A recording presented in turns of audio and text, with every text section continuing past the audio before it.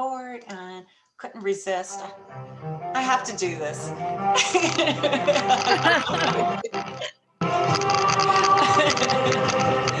There you go. Intro music and everything. Nice. Intro music. Hi, everybody. This is Jo Maldonado from Griffin's Claw, the School of Practical Magic with Nanu Pagan. We have a monthly series called Coffee and Tea, and You and Me. And our very special guest today is Jennifer Stoeckl. Jennifer, welcome. Hello, everybody. Thank you for having me today, Jo.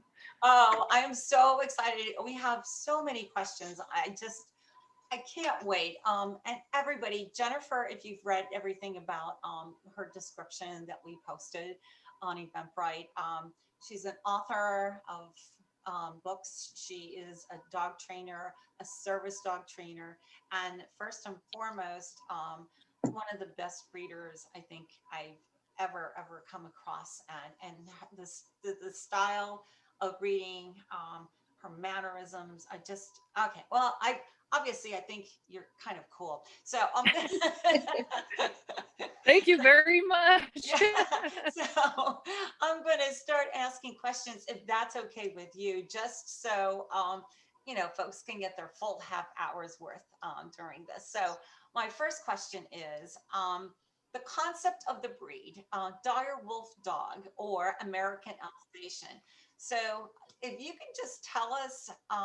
It started with your mom. So can you just tell us how, your mom Lois got started and how we ended up where you are today?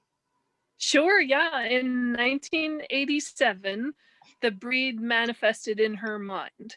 And I was young at that time. So, and I didn't, just so you know, I did not live with her. I grew up with my grandmother. And my mom, I kind of equate her as kind of like a mad genius. She definitely had an amazing idea, especially at that time. And she also knew how to achieve the idea's fullness. So that combination was really amazing at that time, because in the 1980s, German Shepherd dogs, which was her favorite breed, was starting to have a very, very sloped or roached back, and they were having a whole bunch of issues with not only hip dysplasia, but a whole bunch of cancer, and all of that stuff was happening to them at that time. And since then, they've done a little bit of correction. But even now, you can see some of the German Shepherd dogs in the AKC shows and the Crufts shows. They still walk very, it's almost frog-like, and it's sad to see. But they are getting better. I've seen a lot of turnaround just in the few years, so hopefully they can get back. But in 1987, it was just starting, and Lois saw this. My mother, Lois, saw this, and she was name, if I may interject, is Lois Schwartz Kennels. Yes, that's right. Lois Schwartz from the Schwartz Kennels. That's right. And at the time, she was Lois Denny. And she saw this decline in the German Shepherd dog's health, and she was very saddened. And so what she said to herself, which was very important, is I could either take the German Shepherd dog and make it what I think it should be, or I can say, look, I'm not the steward of the breed. I'm not the one in charge of how it should be and how they should do the standards. So she opted instead to take herself in a different way, so that she didn't alter the German Shepherd dog from what it should be, because she feels like the stewards of the German Shepherd dog should really protect what they have begun and go back to the original and what needs to happen, and for that particular dog breed. And she couldn't justify breeding a working dog for there's, at that time and still today, there are some lines that are very high energy, very high drive, very aggressive, some protection in there, and she couldn't justify breeding those for a population people, especially in the cities, that just didn't know how to train such a high drive driven dog.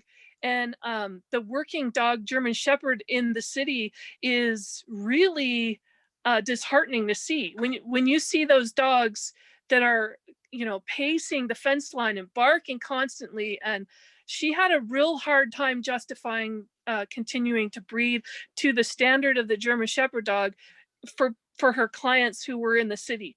So she combined those two thoughts. She said, well, I need better health, but I love the devotedness and the sweetness of the German Shepherd dog. But at the same time, I don't want a high energy, high drive working dog.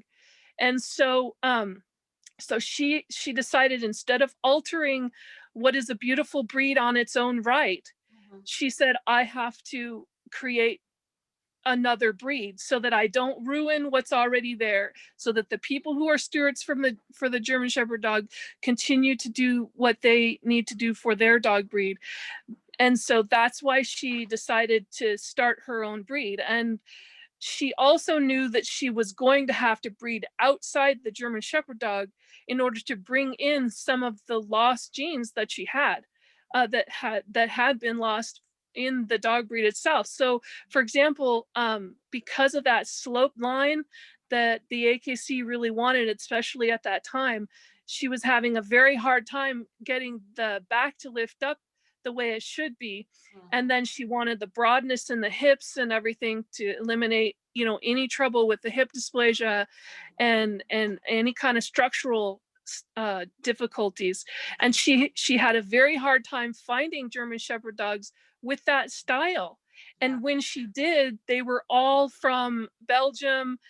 You know, they were working high energy dogs. And so she thought, I have to go outside the breed to get what I want. So that's why she decided to begin with the Alaskan Malamute, because the giant Alaskan Malamute at that time especially was very calm. It was not the hyper AKC, you know, well, the AKC nowadays is pretty nice and calm, but it wasn't the same. The Alaskan Malamute at that time was a very large, very calm, very gentle, albeit independent and somewhat stubborn, but it had the back structure and the overall body structure that she was hoping to achieve. So she wanted to meld those two things. And at that time she thought, oh, I can get this done in 3 generations. I got this. You know, if I just make the body type more the style of the Alaskan Malamute with the calm gentleness of that giant breed, and then I put in the German Shepherd's devotedness and intelligence, and then I can really have something amazing for the people who need a nice big dog, but not all the energy and craziness. Right.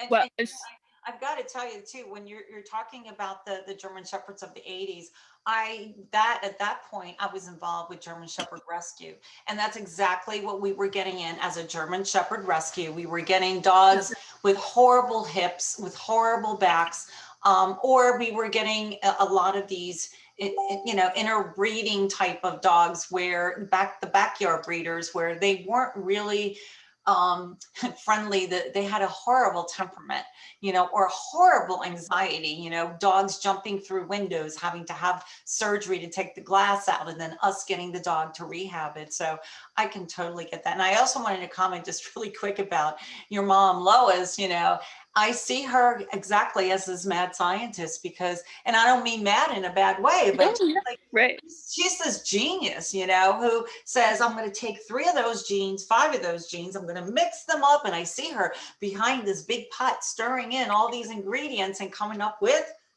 yeah, that's right. So I'll let you continue. I'm sorry, I just had to interject that. I'm like, yes, I can vouch for everything you're saying. So yeah, well, and with the the real problem is, even today it still is that you have different types of German Shepherd dogs. And when the average person goes out to get a German Shepherd dog, they don't know that.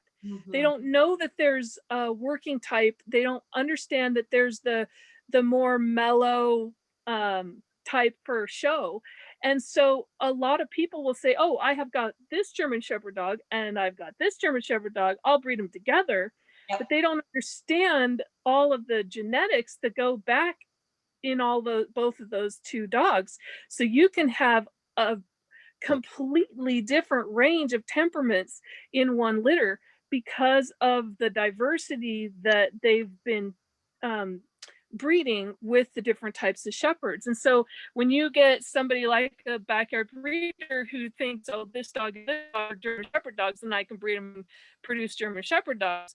Mm-hmm. Unfortunately, you don't know in the puppies which one's going to be a really hyper working dog with a lot of drive, right, or one that's going to be a little more mellow and sweet. You know, you just don't know. And so unfortunately, people get duped and they think, well, you know, German Shepherd dog has these qualities in general, and that is true. But when you look at the individual puppy, you really have to dig deep down into what exactly is that puppy's temperament. And you could, excuse me, you could be flawed, you could in your thinking because of all of the dynamic and change that's gone on in the German Shepherd dog over the years. So anyways, Lois also wanted to make consistent temperament that was nice and calm and gentle and sweet and loving, has a low prey drive, doesn't bark much, isn't a big digger, just kind of a gentle giant type of dog with the intelligence and smarts to do some of the things that you need for ease of training. Because my mom was a dog trainer. mm-hmm. At the time, she did, you know, different classes during the weekend to help people with their dogs. And so she saw a whole bunch of problems that, you know, whenever somebody goes to a dog training class, Mm-hmm. a lot of times it's because they're already 6 months old and they've already tried everything on their own. And now their dog is having a whole bunch of difficulties. Right. And so now they have to come back and say, I need help. Yes. And by that time, there's a lot of problems. And so she saw consistency. What were some of the issues that people were having? Well, the biggest thing was the constant barking in the backyard. I mean, when you live in the city and you have a minimal space in your backyard and your dog doesn't get any exercise or stimulation outside of being in the backyard, then they're gonna come up with some problems like that. And so people living so close together don't really like a lot of noise and you know, that with their neighbor's dog. That was a very big contentious problem at the time. So constant barking, digging up the backyard, getting out, being very independent, running away, not being respectful on the leash. I mean, all of those things were very concerning, and she saw them over and over and over. And she realized certain people were choosing certain dog breeds because of the look of the dog, and it's a very beautiful dog, but they don't understand that they were bred to be stubborn on purpose for the job that they had done. So she thought, well, look, why don't we create a dog that was bred on purpose to be a companion dog, one that people will love, one that people will want to have in their home. And so she thought, well, what is the most beautiful form, the most beautiful shape, you know, people would love to have the dog, but its temperament and its nature would be something that would be easily kept in our cities and towns. And so she came up with the idea of the wolf combination look with the beautiful companion dog temperament. If she could create a dog that looked beautiful and wild and natural, yeah, and had all of the health benefits of a natural type looking canid, then she could couple that with a wonderful, calm, gentle temperament. Boy, wouldn't that be the best of both worlds? So that's where she started. But she didn't actually think about the dire wolf. She had a mystical wolf in her mind. She had the wolf of your fantasies in your mind. Okay. So the big bad wolf type of thing, the one that would, you know, be in the Grimm's fairy tales. Okay. Yeah. And because when she would see the wild wolves at the, you know, then were skinny and scrawny and small. Those gray wolves were, you know, almost coyote-like. Yeah. And so that's not the image he had. And it wasn't until probably around 2004-ish when I started myself being more interested in what she was doing. See, early on, I just thought, she's a crazy lady. She was not a mother to me. She was more like a sister kind of to me than a mom. And so she never really was able to take time for her family. She was much more devoted to her dogs and her animals and her vision. And so I never understood that about her. I never knew what drove her so much for the dogs. And so I always felt a little bit like, oh, whoops, lost you there for a second. Wait, hold on, your audio's gone. Hold on.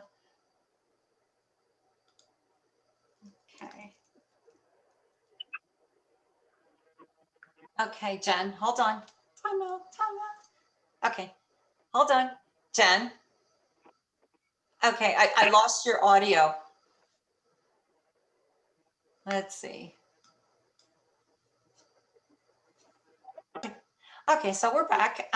So I don't know where you left off because we lost the audio at some point. We went to how Lois was, you know, as a mom. Here's the no barker. Sorry. And you were talking about that. You know, that's when we lost you. okay. Well, I guess what I'll finish up by saying is that if I was going to get into her world, I realized that I needed to learn about what was so important to her, which was dogs. So that's where I started to interact with her, because there was no other way to get to her. Her whole entire existence is about dogs. She breathes dogs. She dreams about dogs. She wakes up every moment of her day is about dogs. So I figured if I want to get to know my mom, I have to understand about her passion, which is so dogs. that's how you got involved with dogs. Yeah. Because I really was interested in finding out about her and learning about who my mom really is. So that's what began. Yeah. Wow. And how long ago did you begin doing that? Okay. Jay says somehow I have Bluetooth on or something. Oh, okay. Well, that's okay. We got you. We got you on video now, and we have audio. Okay. So we're good. So how All right. So I was just asking, when did you actually say, you know, this is really fascinating. I think I'm going to do it. And you did it a little bit differently than your mom did, but yet the same. Yeah. So I was the one that actually said, hey, I did the research on the wolf breeds. And I actually said, hey, Mom, I think your whole idea of all of these different traits in the wolf that you love, that's actually a species. It's called the direwolf.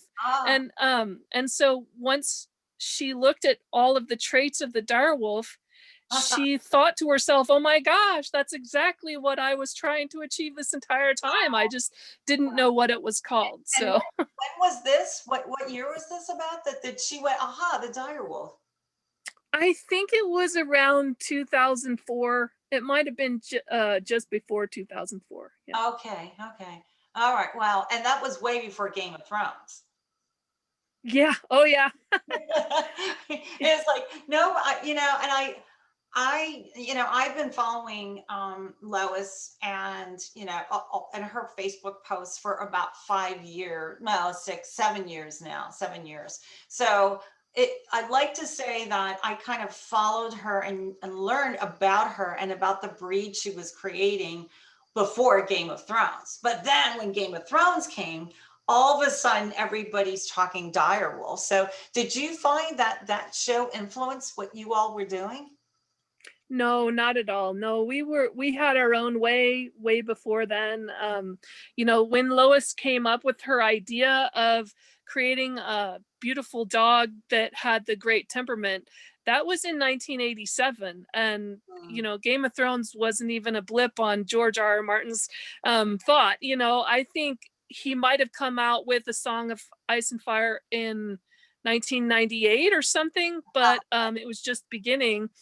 And so, no, Lois had the idea of all of that way before. She just didn't know what to call it. Right. And in fact, think about this, in 2002, 2003, 2004, the internet was not like it is today. Right. We can go on, you know, Google or whatever, and you can look up a whole bunch of information on the DireWolf. Right.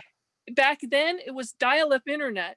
Yeah. And I had to spend days and days and days going through encyclopedic articles, figuring out, you know, what all these species of different wolves are. Right. And is there one out there that fit with what my mom's vision was? Right. That's not like it is today. So so yeah, it took me a really long time to sift through all of the information and find the one that made sense. And once I did, she instantly knew, yeah, that's the one. That's the one. So we don't have much time left, but there's just a couple questions, and this could go on like part 2, everybody. We could part 2 maybe next month or whenever Jen's free. So I wanted to ask you, because I see you also as a mad scientist of genetics. I mean, I look at you and, you know, your posts and your comments, and you're talking about letters coming together for this kind of gene you're looking for. And I'm like, I don't know, alphabet soup to me, but you know what? You definitely know what you're doing. So my question is, how do you pick from a litter? How do you pick the right puppy for you to continue the breed, and how does genetics have to play? I mean, how do you match up dogs? I mean, Lois does it differently than you do. She says, some of that and some of that. She puts it together, but you have a formula, right? So if you can just talk about that a little bit. Well, that is a really big question, but I will definitely try to pare it down. I know. I'm kidding. Yeah, genetics. I could speak all day about that. I know. Read my book, right? No. Can you tell people the name of your book and where they can get it, and then we can go to the question answer. Yes, I did write a pretty comprehensive book about all of the reasons behind what we do and why we do it. It's called DireWolf Project, Creating an Extraordinary Dog Breed, and you can find it on Amazon. You can also go to my website, which is DireWolfDogs.com or DireWolfProject.com. It's on there both. Thank you. So, thank you. And you also have a Facebook page, DireWolf Guardians, you know, and there's American Alsatian training. So go ahead. So picking the right puppy genetic coding, blah, blah, blah. Yeah. So the first thing you have to know is what your ideal is. So you have to be very versed in what your standards are. It's not just a willy-nilly type of thing. If you don't have a goal in mind, then you don't really know what you're going to choose. So you definitely have to have a very solid goal. In this particular breed, health and longevity are the most important of everything, and we do not compromise on that. We do it a little differently because most breeders are prevention model breeders, and we are not. We do not believe that you can prevent ill health from happening. Instead, we believe that ill health happens, that and you cannot necessarily prevent it. You can do your best to make it as least as possible, but it can never be 100% prevented. And that just is the way of nature. And, you know, unless you are God and you can actually see exactly all of the DNA and all of the structure of those millions and millions of alleles that are, you know, put into every cell of your body, you just can't know for sure. And right now, when you look at DNA, if you do genetic testing for your dog, you're looking at maybe 200 genetic health issues at the most. And we know of 1,000 different genetic health issues that plague animals. And so that's only a small fraction of what you can actually know. And so you have to do it a different way. And so we do not believe in prevention model breeding, and I go into that a lot in the book. But we actually believe in health elimination, ill health elimination. That's totally different.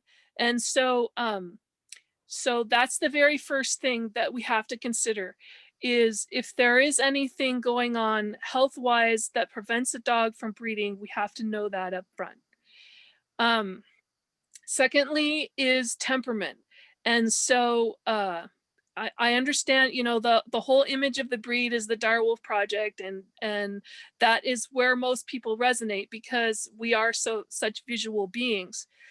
But the second most important thing when choosing a puppy to go on is that gentle, calm, companion dog temperament. If we don't have that, we don't have a breed. The other thing, the other reason for that is because you can have the most beautiful dog. In fact, there are many, many different dog breeds out there to choose from that are gorgeous. They're beautiful. And there's one type for every person. But there is no other large breed of dog specifically bred for companionship and only companionship. There is no other out there.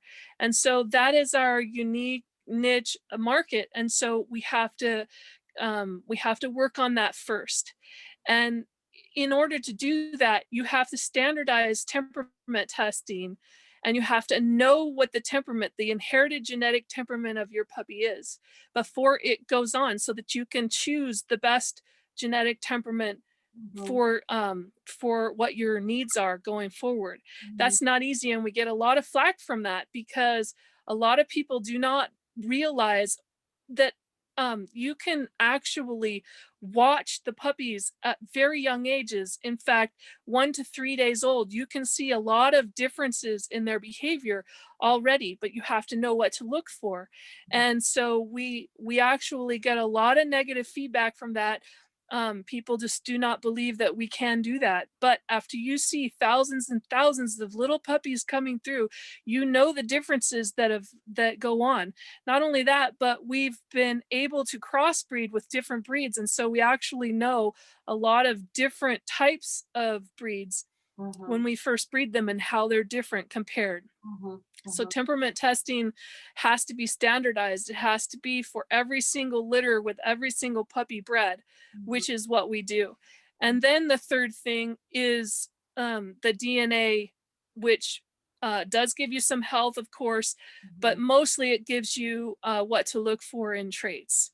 So physical color traits. And we do have a specific conformation guideline that we need to achieve, but it's not easy because we're looking at a domesticated dog that comes from the gray wolf, and we're looking at changing that to be a thick-boned, really heavy direwolf type of animal. And so we're actually breeding back a prehistoric extinct animal that doesn't exist today with traits that domestic animals don't necessarily have. And so that takes a lot of conscious effort. And I just wanted to interject too that there is no wolf in these dogs. These are dogs. They're, because I know you had said back there, and you meant wolf as in the origins, you know, of the canines, you know, wolf. Yes. There is no wolf content in any of these. That's correct. We do not believe that breeding in wolf is going to achieve our temperament goals whatsoever. And because our temperament goals are the most important before looks, we believe that would actually be detrimental. If you go back to the science and some of the DNA from the wolves that are alive today, you will find that the gray wolf today is less related to the domestic dog and to the gray wolf of ancient times.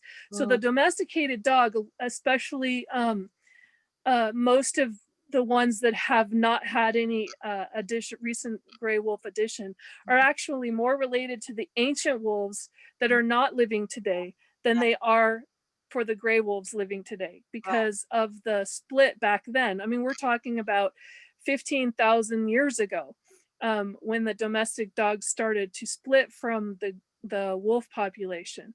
And so that's a long time of domestication, gradual domestication over time. And until recently, the people who were breeding dogs didn't even think about putting gray wolf in there. Now today we have a lot of dog breeds with recent wolf addition, Wolf but that's a very, very new thing. dog. Wolves were uh, varmints, 50, 100 years ago. So Yeah, gotcha. Just one question. We have a couple questions, but I just want to segue to all your puppies are temperament tested at I think it's 3 days, and then again around what 3 or 4 weeks old.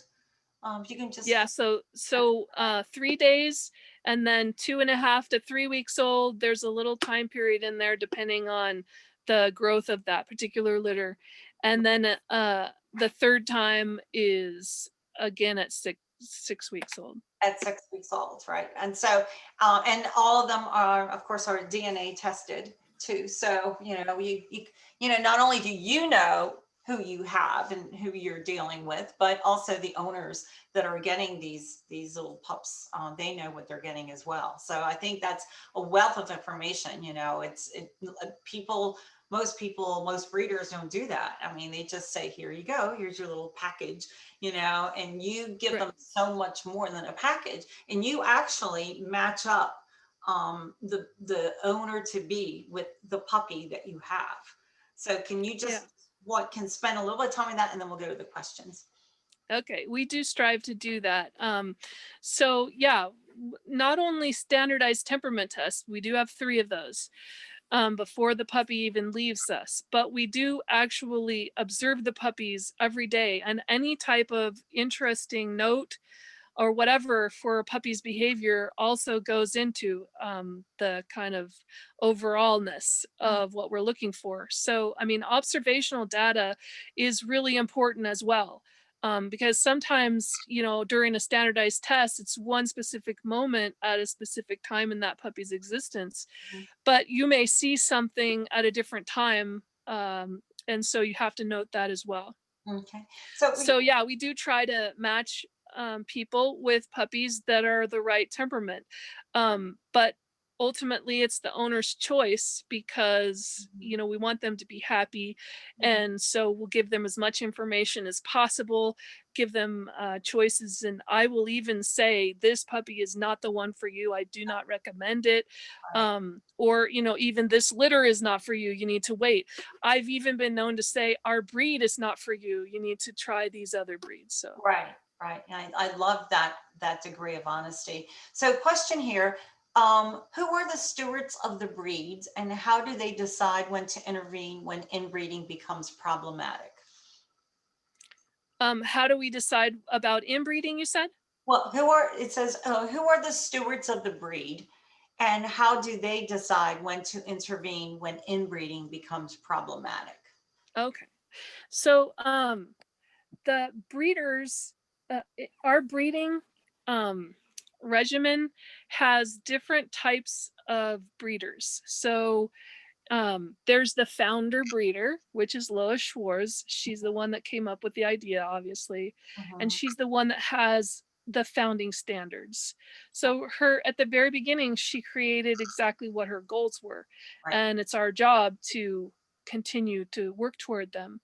Then you can also be a crossbred breeder. Not everybody is that. We choose one person in order to do that, so that when we do crossbreed in, we're not mixing and matching beyond the capabilities of the breed. You can also be a mentor breeder, and that's somebody who has been breeding enough times and enough litters to actually have the knowledge to mentor somebody else to come into the breed. And then you can simply be a certified breeder, and you can be an intern breeder. Wow. There are lots of different stages of breeding. Right now, this particular breed is held by our family, and so we don't really have a lot going on outside of that. I'm hoping to expand that, but we also know that if you increase your breeders exponentially, a lot of them will not do what will not have the right standards. And so we're very picky about who we let in, and if they don't match our standards, or they have some other plan, or they're not working the same way that we are, and They can just go on their own. So we don't have a problem with that. You know, we really need them to be doing exactly what we're doing in order for the entire breed itself to move where it needs to move. So that being said, the entire breed, meaning all of the breeders together, have an obligation to move toward a common goal. And so we talk amongst ourselves. We have a panel that, you know, of time that we talk to each other about different things. And but we're not all at the same level. Lois does things the old school way. I bring in the DNA and the new technology and whatnot into the mix. And my sister Amy brings in a whole new dynamic. And it's actually good to get a different perspective from more of an outsider at this point. But she's coming into the breed and learning all of the things as we go. She's still in her internship. Right. So and there is there are stages in this. You don't just become a breeder. You know, right. There's stages of internship and learning. Right. Yeah, let's see, let me just go to the other one. I love that you mix with other breeds, may make the animal much healthier. My concern is the damage being done to the German Shepherd breed. When is the damage enough to interject new blood into the breed? The originator of the German Shepherd is probably dead by now. So probably. So, Yeah. that when is the damage enough to interject new blood into the breed? I guess that would be the question within that. Yeah, that's we believe in what's I call the ebb and flow breeding model, which is it's kind of like the tides. The tides go in and the tides come out. So that's the same thing with inbreeding and crossbreeding. You have to have a balanced scale between them both. If you have one, like such as if you only have inbreeding, if you only breed in your closed population, then inbreeding is a result, and therefore you get more and more and more inbred and less diversity in health as you go along. There are breeds like gosh, I'm not going to remember the name offhand, but it's a Norwegian breed, Lundhound. That's it. It's the Norwegian Lundhound. They are by far the most inbred dog in the world, and they are up at something like 80% inbreeding. So they have very little diversity, and the only way that they can move forward in any capacity is to crossbreed out, because they don't have enough diversity in their breed in order to continue it. Right. Unfortunately, they have a very particular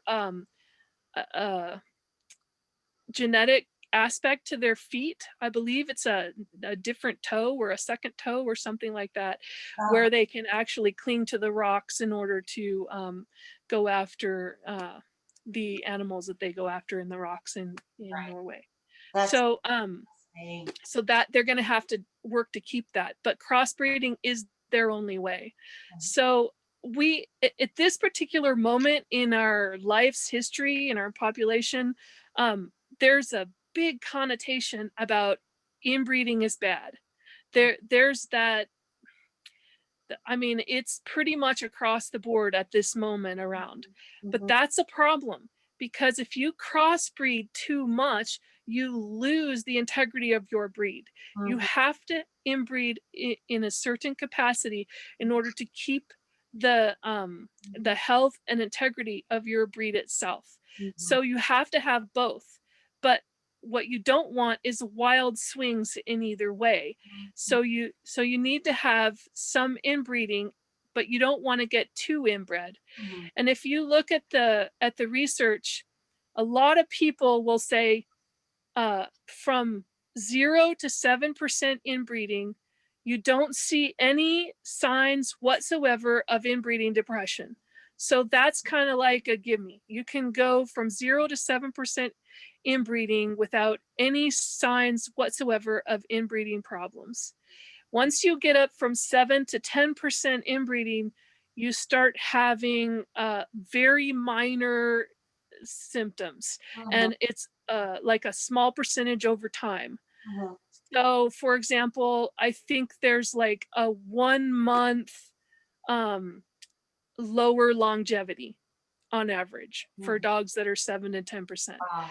So I mean, it's not really a big percentage of difference, but there is some average inbreeding negativity happening, but it's definitely small. Well, we are out of time. Wild, I want to thank you so much. We can go on and chat yeah. so many different versions of this. I'd like to thank everybody that's joining us live today.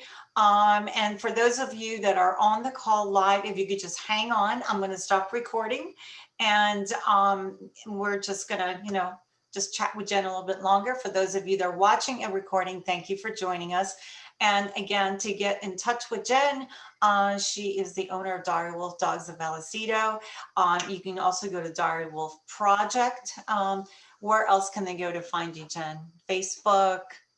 Yep, I'm on Facebook at DireWolf Dogs or at DireWolf Project.